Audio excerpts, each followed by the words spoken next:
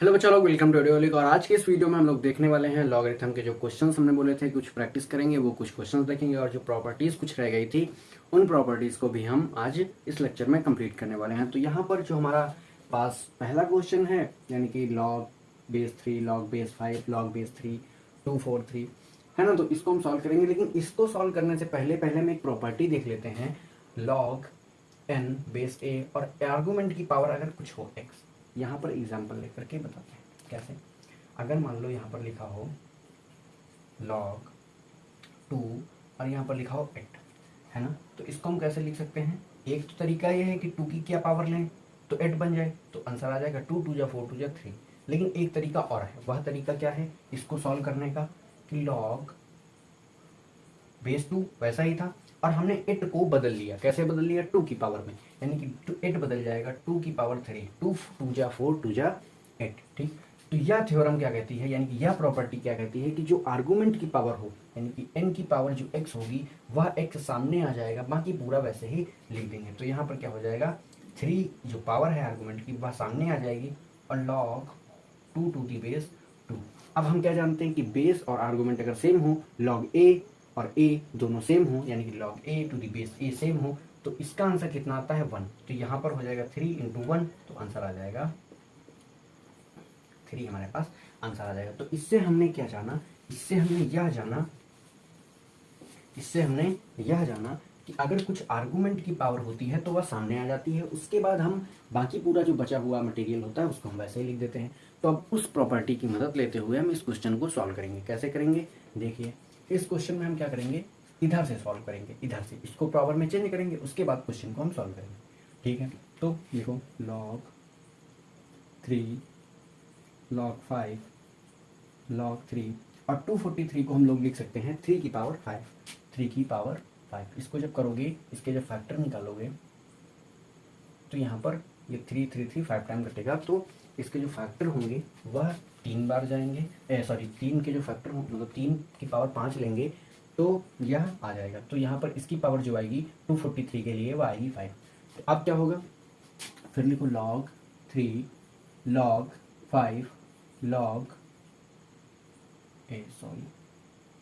यहाँ पर log 3 3। अब क्या होगा, अब इसकी पावर है, आर्गुमेंट की पावर है, तो इस लॉग के सामने आ जाएगी। यहाँ तक का इतना काम हो गया। अब यह 5 कहाँ पर आ गया, यहाँ पर। ठीक है, समझ में आया। ठीक है, अब क्या होगा, अब यहाँ पर देखो, यहाँ पर ये आर्गुमेंट और बेस सेम है, तो क्या होगा, इसकी वैल्यू जो आएगी, इस लॉग की वैल्यू जो आएगी वह आएगी 1, क्योंकि हम जानते हैं ना कि लॉग ए और ए होगा तो आंसर 1 आता है ना। तो यहाँ पर आंसर कितना आने वाला है, यहाँ पर आंसर 1 आने वाला है। कैसे देखो, log 3 log और यहाँ पर 5 की पावर 5 टू दी बेस 5 है ना, और यहाँ पर इसका आंसर कितना आ गया 1। तो 1 से मल्टीप्लाई करेंगे तो यह 5 ही आएगा। ठीक है, इतना हो गया। अब क्या करते हैं, अब यहाँ पर log 3, अब यहाँ पर क्या होगा, अब यहाँ पर फिर से वही कंडीशन आ गई क्या कि लॉग का बेस भी सेम है और आर्गुमेंट भी सेम है। तो इस कंडीशन में क्या होगा कि 5 की पावर हम क्या लें 5 बन जाए, तो आंसर हमेशा 1 ही आता है। हम जाने हैं ना कि log a to the base a answer 1 आता है, तो यहाँ पर फिर 1 आ गया। अब देखो, अब यहाँ पर क्या आता है, एक प्रॉपर्टी और आती है। कौन सी प्रॉपर्टी की, ये वाली, log a1 is equal to 0। जब कभी भी किसी का आर्गुमेंट 1 आएगा, तो उसकी पावर कितनी रही होगी, 0 है ना। जैसे कि 3 की पावर 0 इज इक्वल टू 1, 4 की पावर 0 इज इक्वल टू 1। किसी की पावर 0 अगर हम ले लें तो आंसर हमेशा 1 आता है, तो यहाँ पर 3 का आंसर 1 आ रहा है, यानी कि 3 का आर्गुमेंट 1 आ रहा है ना। तो 3 की पावर हम क्या ले लें, तो 0। बस यहीं तक क्वेश्चन था। तो इसका आंसर कितना हो गया, 0। इस क्वेश्चन का आंसर हो गया हमारे पास 0। ठीक है, समझ में आया। अब इसके बाद हम चलते हैं अगले क्वेश्चन पर, क्वेश्चन नंबर 2 पर। क्वेश्चन नंबर 2 क्या कह रहा है, log 27 to the base 9, log 9 to the base 27। अब इसको कैसे करेंगे, अब एक चीज तो समझ में आ रही है कि क्या, कि 9 से तो 27 बना लेंगे पावर से, उससे कैसे भी करके, वैसे भी नहीं बनने वाला कि 9 9 जो 81, 2 पावर करेंगे तो सीधा 81 हो जाएगा। इसका मतलब कहीं ना कहीं तो कुछ ना कुछ गड़बड़ है, यानी कि कहीं ना कहीं में कुछ दिमाग लगा करके इसको सॉल्व करना पड़ेगा, है ना। तो ये देख करके नहीं होने वाला है, लेकिन इसको इरेज कर देते हैं। क्यों, क्योंकि यह हमें डीमोटिवेट कर रही है और इससे हम क्वेश्चन को नहीं लगा पाएंगे, है ना। उसको देखेंगे तो, लेकिन लगा लेंगे। देखो कैसे, अब हम देख करके इसको नहीं लगा पाएंगे, तो हम क्या करेंगे कि 9 की हम क्या पावर ले लें, 27 बन जाए, तो 9 की पावर ले लेंगे x, तो बना देगा 27। ठीक, अब इसको सॉल्व करते हैं, तो 3 की पावर ले लें 2, तो बन जाएगा 9, और उसकी पावर कितनी है x इज इक्वल टू 3 की पावर 3 3 9 3 27। ठीक है, इतना समझ में आया। हमने क्या किया, 9 को 2 की मतलब 9 को 3 की फॉर्म में बदला, 3 की पावर 2 किया, उसके बाद इसकी पावर x थी तो x लगा दिया, उसके बाद हमने क्या किया, 3 को हमने 27 था 3 की पावर 3 बना दिया। अब क्या करते हैं, 3 इज इक्वल टू 3 की पावर 2x, 3 की पावर 3, तो यहाँ आ गया 2x इज इक्वल टू 3, तो यहाँ से आ गया x इज इक्वल टू 3/2। ठीक है, x इज इक्वल टू कितना आ गया, 3/2। उसी तरीके हम इसको भी सॉल्व करते हैं। यहाँ पर यह क्या है, 27 की पावर हम क्या लें कि 9 बन जाए, 27 की पावर क्या लें कि 9 बन जाए, है ना, बेस की पावर ली जाती है तब तो आर्गुमेंट आता है। तो अब क्या होगा, 3 की पावर 3 3 9 3 27 और यहाँ पर 2। ठीक है, समझ में आया। अब यह क्या बन जाएगा, 3x इज इक्वल टू 2, तो x इज इक्वल टू आ जाएगा 2/3, x इज इक्वल टू आ जाएगा 2/3। अब इस क्वेश्चन को सॉल्व कर लेते हैं। यहाँ पर कितना आया, इसका आंसर आया 3/2 और इसका आंसर आया 2/3।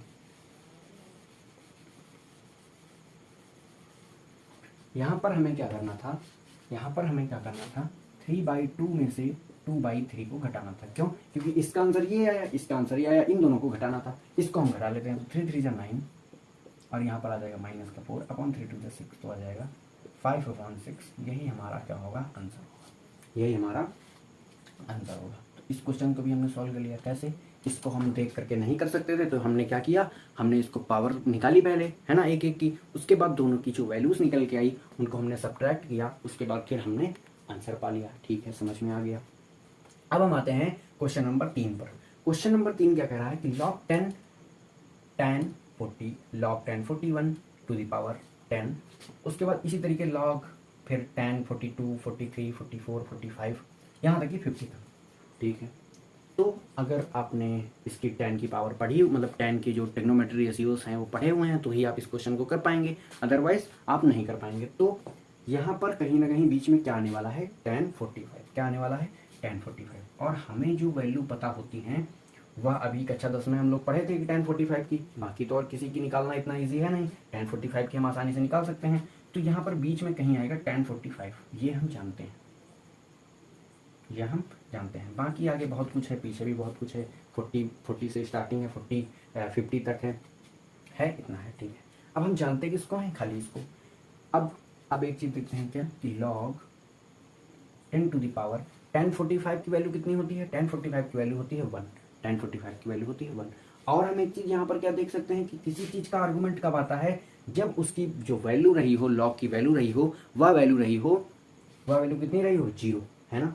अगर यह चीज 0 रही होती, इसके सामने 0 रहा होता, तब तो यह 1 बनता, है ना, 10 की पावर 0 इज इक्वल टू 1। ठीक है, तो इसकी वैल्यू कितनी निकल के आ गई, 0। ठीक है, अब 0 से जब किसी चीज, यह 0 है, अगर 0 से हम किसी को भी मल्टीप्लाई करेंगे तो आंसर कितना आएगा, 0। तो इस क्वेश्चन का आंसर कितना आ गया, 0। फिर से समझ, यहाँ पर हमने क्या किया, यहाँ पर हमने यह किया कि log 10 40 टू द बेस 10 और 41 इसी तरीके 42 इसी तरीके पूरा 50 तक दिया हुआ था, लेकिन हमें वैल्यू किसकी पता थी, हमें वैल्यू 45 की पता थी, तो हमने 45 लिया, 45 का मिलाया, तो 45 का जो आंसर आया वह आया 0। हम जान गए कि 0 से भी किसी चीज़ को मल्टीप्लाई करते हैं, 0 से जब कभी किसी चीज़ को मल्टीप्लाई करते हैं तो उसका आंसर कितना आता है, 0।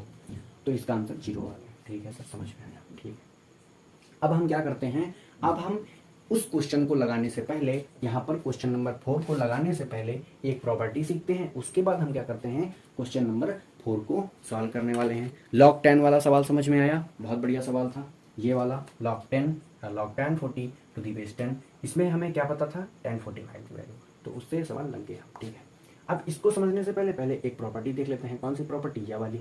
यह प्रॉपर्टी क्या कहती है कि log x to the base a log y to the base a, इस कंडीशन में क्या होगा, x is equal to y, यानी कि दोनों आर्गुमेंट्स क्या होंगे, दोनों आर्गुमेंट्स इक्वल होंगे। लेकिन एक कंडीशन है क्या कि यहाँ पर बेस सेम होना चाहिए, यहाँ पर इसका बेस भी a हो और उसका बेस भी a हो। ठीक है, एक एग्जांपल समझते हैं, ये है एग्जांपल। इसमें क्या होना है, इसमें यह है log 2x प्लस 1। अब देखो ये चीज़ माइनस में लिखी हुई है, तो उसको उधर भेजेंगे, सीमा पार कराएंगे तो ये पॉजिटिव हो जाएगा, है ना। तो ये क्या होगा, log 2x माइनस, सिंपली ये पूरा नेगेटिव था, उधर भेजा तो पॉजिटिव हो गया। ठीक, अब हम क्या जानते हैं इस प्रॉपर्टी से कि अगर कभी भी ये दोनों मतलब लॉग और उसका बेस सेम होगा तो यह दोनों कट जाएंगे, यह दोनों कट जाएंगे और x इक्वल टू वाई आ जाएगा।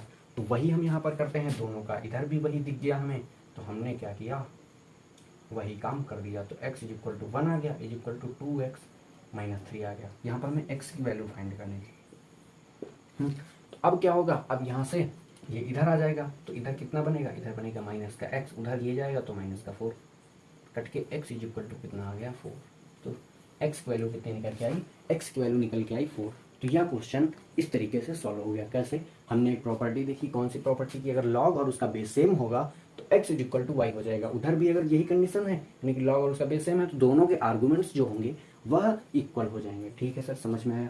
अब यहाँ पर एक चीज और देखनी है, वह क्या है, वह यह है कि लॉग a यानी कि a log a x is equal to x, क्या मतलब है, इसका मतलब यह है कि अगर कभी भी जैसे ये लिखा जाए 2 log 2 और यहाँ पर लिख दिया जाए 8, तो यह प्रॉपर्टी क्या कहती है, अगर यह बेस जो मेन बेस है और उसकी पावर लगी है उस लॉग में और उसका बेस सेम हो तो हमेशा आंसर x आएगा, यानी कि हमेशा आंसर ऊपर वाली पावर का आर्गुमेंट आने वाला है, यानी कि इसका आंसर हमेशा कितना आएगा 8, अगर ये दोनों सेम हो।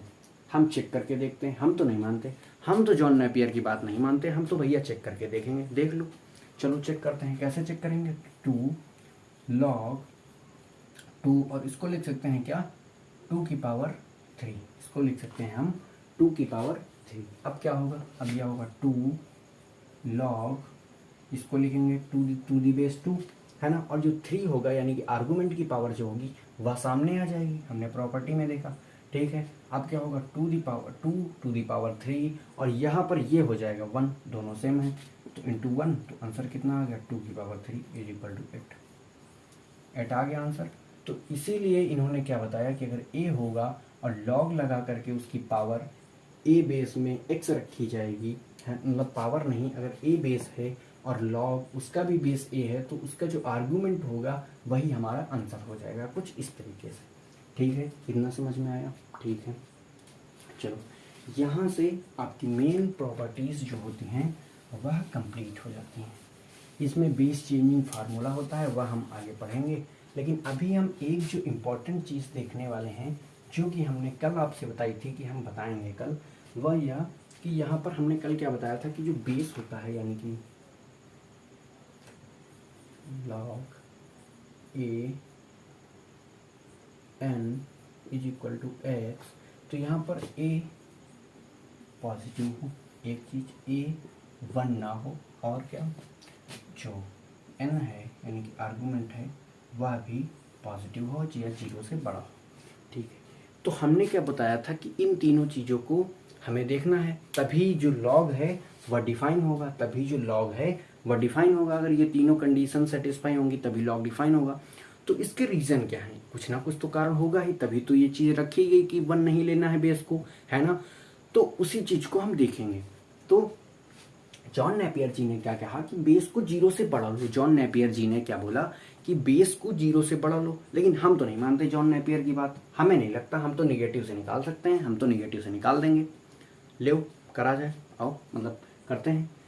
तो हम यहाँ पर क्या करते हैं, हम यहाँ पर बेस को नेगेटिव ले लेते हैं, हम बेस को 0 से कम ले लेते हैं, है ना, और जॉन नेपियर को गलत साबित कर देते हैं, जॉन नेपियर को गलत साबित कर देते हैं। तो कैसे करेंगे, हम यहाँ पर यह करेंगे कि लॉग, यहाँ ले लिया -2, और ये कुछ निकल के आएगा और यहाँ पर ये पावर थी -1/2, है ना। तो हमने जब सोचा कि जॉन नेपियर को गलत साबित कर दें तो जॉन नेपियर जी हमारे सपने में आए, जॉन नेपियर जी आए सपने में और उन्होंने हमें यह वाला जो सवाल था वह दे के वो चले गए, वह दे के चले गए।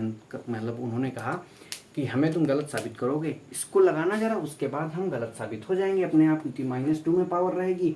और हमने क्या बताया था कि a को बढ़ा लो, जॉन नेपियर जी कहे हमसे, तो हम कहे हाँ कर देंगे, बिल्कुल कर देंगे, देखो अभी करके दिखाते हैं। तो हमने क्या किया, इसका मतलब क्या होता है कि -2 की पावर ये ली जाए तो आर्गुमेंट x आ जाएगा, तो -2 की पावर ली गई 1/2 इज इक्वल टू आ जाएगा x, तो यहाँ बना -2 और जिसकी पावर 1/2 होती है उसके ऊपर लगता है √2x। लो कहे कर लिया, हो गया तुम्हारा सवाल।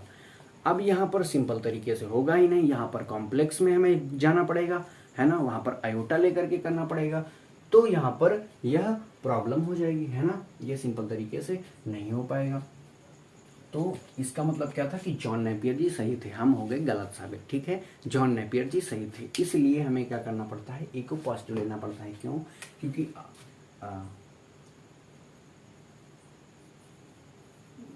Base negative is not always defined, है ना।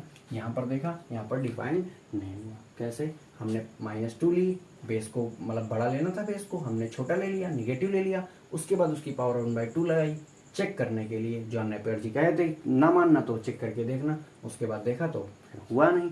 इसका मतलब क्या है कि जॉन नेपियर जी ठीक थे। ठीक है, उसके बाद उन्होंने क्या बताया था कि ए मत लेना, मतलब ए को 1 मत लेना, यानी कि बेस को 1 मत लेना। हम लेंगे, हम 2 उंगली करने में माहिर हैं, हम 1 लेंगे तो ले लो।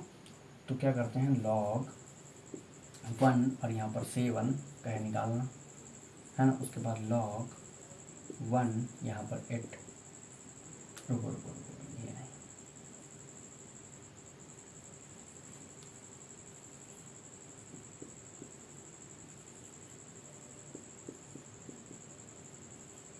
क्या है, ठीक है। चलो ये तीनों चीज़ें ले ली। अब देखो, अब यहाँ पर 1 की पावर 8 ले लें तो यह आना है, 1 की पावर 9 ले लें तो यह आर्गूमेंट आना है, 1 की पावर 10 ले लें तो यह आर्गूमेंट आना है। यहाँ पर जो तीनों के आंसर आएंगे वह आएंगे 1। क्यों? क्योंकि 1 की पावर 8 लोगे तो आंसर आएगा 1, 1 की पावर 9 लोगे तो आंसर आएगा 1, 1 की पावर 10 लोगे तो आंसर आएगा 1। कैसे? देखो 1 × 1 × 1 × 1 करते रहोगे तो 1 ही आने वाला। तो यहाँ पर क्या दिक्कत हुई, यहाँ पर यूनिकनेस की दिक्कत होगी। क्यों? क्योंकि देखो सब गड़बड़ सड़बड़ हो गए, यानी कि पता ही नहीं चलेगा, है ना। यहाँ पर यूनिकनेस की प्रॉब्लम हो गई। देखो कोई भी यूनिक नहीं है, कुछ भी लिया जा रहा है आंसर हमेशा 1 ही आ रहा है। कुछ भी ले लो, 10,000, 10 करोड़, 10 लाख, लेकिन आंसर कितना आएगा, 1। तो यहाँ पर क्या हुई, यूनिकनेस प्रॉब्लम, लॉग में यूनिकनेस की प्रॉब्लम हो गई, है ना। लॉग में यूनिकनेस की प्रॉब्लम हो गई। देखो 1 की कुछ भी लिया जा रहा है वैल्यू और आंसर हमेशा 1 ही आ रहा है ना। यहाँ पर आंसर हमेशा 1 ही आ रहा है। ठीक है, चलो ये भी हो गया। और एक अगर यहाँ पर 1 ले देते हैं, मतलब इसका जो आंसर आने वाला है वह 1 आने वाला है। ठीक है, ये भी हो गया। ये दोनों तो समझ में आए सर, क्या कि ए को पॉजिटिव लेना है और एन को 1 नहीं लेना है। दोनों की दिक्कतें समझ में आई। यहाँ पर क्या ऑलवेज डिफाइंड नहीं होगा, हमने एक लिया था तो देखो सॉल्व नहीं कर पाए, है ना। और यहाँ पर सारे एक जैसे दिख के आ गए, उसके बाद दोनों में अंतर कुछ दिख ही नहीं रहा, कहाँ पर 8 पावर करनी है, कहाँ पर 9 पावर करनी है, कहाँ पर किसका लॉग है ना। अब वो कहे चलो ये दोनों तो समझ में आए, लेकिन तुम ऐसा क्यों कहे, मतलब हम कहे जॉन नेपियर से कि एन को पॉजिटिव क्यों लो, एन को बड़ा क्यों लो। आर्गूमेंट है तो कुछ भी आ सकता है ना, आर्गूमेंट तो कुछ भी आ सकता है। वो कहे नहीं मानते हो तो सुनो एक बात हमारी, हम कहे क्या, तो वो कहे कि अगर जब तुम ए को पॉजिटिव लोगे, ए को तुम पॉजिटिव लोगे, यानी कि ए क्या लोगे, ए तो जान गए ना, ए को हमेशा पॉजिटिव लोगे तो जो तुम्हारा एन आएगा वह कभी निगेटिव आ ही नहीं सकता। हम कहे अरे ये तुम कैसे कह सकते हो, कहे देखो तो अगर कभी भी हम ए को पॉजिटिव लेंगे, ए को लिया पॉजिटिव, उसके बाद उसकी पावर लगी एक्स, ठीक है, उसकी पावर लगी एक्स, तो आंसर कितना आने वाला है एन। यही तो होता है कि पावर एक्स लेके एन आ रहा है। तो जब हम कभी इसको पॉजिटिव लेंगे, जब कभी भी ए को पॉजिटिव लेंगे, मान लो ले लिया पॉजिटिव का 2, हमेशा पॉजिटिव लेना है, तो हमेशा जो एन आने वाला है वो तो हमेशा पॉजिटिव आएगा। यहाँ पर कुछ भी पावर ले लो, 2, 3, 6, 9, है ना, कुछ भी पावर ले लो तो एन तो हमेशा 0 से बड़ा ही आने वाला है। ठीक है, समझ में आया क्यों एन पॉजिटिव होगा। एन कुछ रूल नहीं है, देखो एन जब हम ए को पॉजिटिव ही लेंगे, जब हम ए को हमेशा पॉजिटिव ले रहे हैं तो एन भी तो पॉजिटिव आएगा। क्यों? क्योंकि पावर लगेगी, और ये जब नंबर पॉजिटिव है, जब ये नंबर पॉजिटिव है तो उसकी पावर कुछ भी ले लो, इसकी पावर कुछ भी ले लो, 2, 3, 9, 4, 6, आंसर कितना आएगा? पॉजिटिव। लेकिन अभी भी किसी को उंगली करना सूझा तो उसने क्या कहा, हम पावर नेगेटिव लेके देखेंगे जॉन नेपियर जी, तब तुम्हारा रूल हो जाएगा गलत। वो कहे ले लो भैया ले लो। तो उन्होंने क्या कहा, मतलब उसने क्या किया, 2 की पावर ले ली -2, क्योंकि पावर के लिए तो कुछ रूल है नहीं कि पावर को हमें नेगेटिव नहीं लेना है। रूल तो यही है कि a को 0 से बड़ा लेना है, a को 1 नहीं लेना है, और जो n आएगा वो भी पॉजिटिव आएगा। तो वो कहा कि हम इसको -2 लेंगे, यानी कि यहाँ पर 2 4 9 6 ले रहे थे तो ये भी पॉजिटिव में से आ रहा था, है ना, 0 से बड़ा। क्यों? क्योंकि a हमेशा 0 से बड़ा था, उसकी पावर कुछ भी करने पर बड़ा आ रहा था। उसने कहा हम नेगेटिव लेंगे, ठीक है। तो इसको जब हम लिखेंगे, मतलब इसको जब हम सॉल्व करेंगे तो ये बनेगा 1 2/2, यही बनेगा, यही बनेगा, ठीक है। अब ये क्या हो जाएगा 1, और ये कितना हो जाएगा 2 2 जा 4, यह हो जाएगा 2 2 जा 4। अब इसको सॉल्व करो तो ये आ जाएगा 0.25। 0 से बड़ा है, हाँ 0 से बड़ा है, बिल्कुल 0 से बड़ा है। 0 से यह बड़ा है, वह 0 0 होता है, या 0.25 है ना, यह 0 से बड़ा है। तो यहाँ से एक बात कंफर्म हो गई। वह बात क्या थी कि जो n आएगा वह हमेशा 0 से बड़ा आएगा। यहाँ तुम पावर नेगेटिव ले लो, पॉजिटिव ले लो, कुछ भी ले लो, अगर तुम्हारा a जो नंबर है वो तो पॉजिटिव लेना ही है। क्यों? क्योंकि वरना अभी देखा था निगेटिव लेकर के क्या दिक्कत हुई थी। तो जब a पॉजिटिव ले रहे हो तो n तो हमेशा पॉजिटिव आना ही है। ठीक है सर, इतना भी समझ में आ गया। तो यहाँ से ये सारी चीज़ें कंप्लीट हो जाती हैं, है ना, कि हमें ये जो तीनों रूल्स थे वो भी कंप्लीट हो जाते हैं। अब हम इसके आगे के जो लेक्चर होंगे उनमें क्वेश्चन प्रैक्टिस करेंगे, और आगे के जो लॉगरिथम के और कॉन्सेप्ट हैं, बेस चेंजिंग फार्मूला है, उसको हम देखेंगे। और फिर देखेंगे कि लॉगरिथम में जो हमने पॉइंट बताया था, यानी कि ये मल्टीप्लिकेशन को और डिवाइड को, मल्टीप्लाई को और डिवाइड को, या ऐड और सब्ट्रैक्ट में चेंज कर देता है, जिससे हम ईजिली जो चीज़ें हैं उनको कैलकुलेट कर सकते हैं और उनको सॉल्व कर सकते हैं। ठीक है, समझ में आ गया होगा। तो आज के लेक्चर में इतना ही रखते हैं, मिलते हैं अगले लेक्चर में। तब तक के लिए देखते रहिए Audioholic. Thank you very much.